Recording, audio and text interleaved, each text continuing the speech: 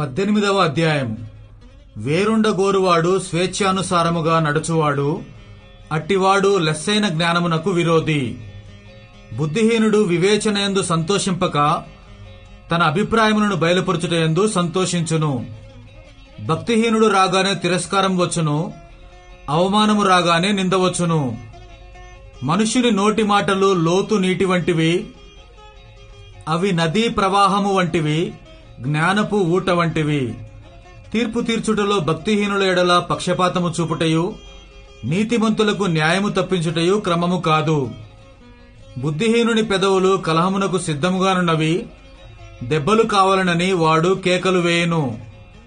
బుద్ధిహీనుని నోరు వానికి నాశనము తెచ్చును, వాని పెదవులు వాని ప్రాణమునకు ఉరి తెచ్చును. కొండెగాని మాటలు రుచిగల భోజ్యములు, అవి లోకడుపులోనికి దిగిపోవును. పనిలో జాగు చేయువాడు నష్టము చేయువానికి సోదరుడు. యెహోవా నామము బలమైన దుర్గము, నీతిమంతుడు అందులోనికి పరుగెత్తి సురక్షితముగా నుండును. ధనవంతునికి వాని ఆస్తి ఆశ్రయపట్టణము, వాని దృష్టికి అది ఎత్తైన ప్రాకారము. ఆపత్తు రాకమునుపు నరుని హృదయము అతిశయపడును, ఘనతకు ముందు వినయముండును. సంగతి వినకముందు ప్రత్యుత్తరమిచ్చువాడు తన మూఢతను బయలుపరిచి సిగ్గునందును. నరుని ఆత్మ వాని వ్యాధి నోర్చును, నలిగిన హృదయమును ఎవడు సహింపగలడు? జ్ఞానుల చెవి తెలివిని వెదకును, వివేకము గల మనస్సు తెలివిని సంపాదించును. ఒకడు ఇచ్చు కానుక వానికి వీలు కలుగజేయును, అది గొప్పవారి ఎదుటికి వానిని రప్పించును. వ్యాజ్యమందు వాది పక్షము న్యాయముగా కనబడును, అయితే ఎదుటివాడు వచ్చిన మీదట వాని సంగతి తేటబడును. చీట్లు వేయుట చేత వివాదములు మానును, అది పరాక్రమశాలులను సమాధానపరచును.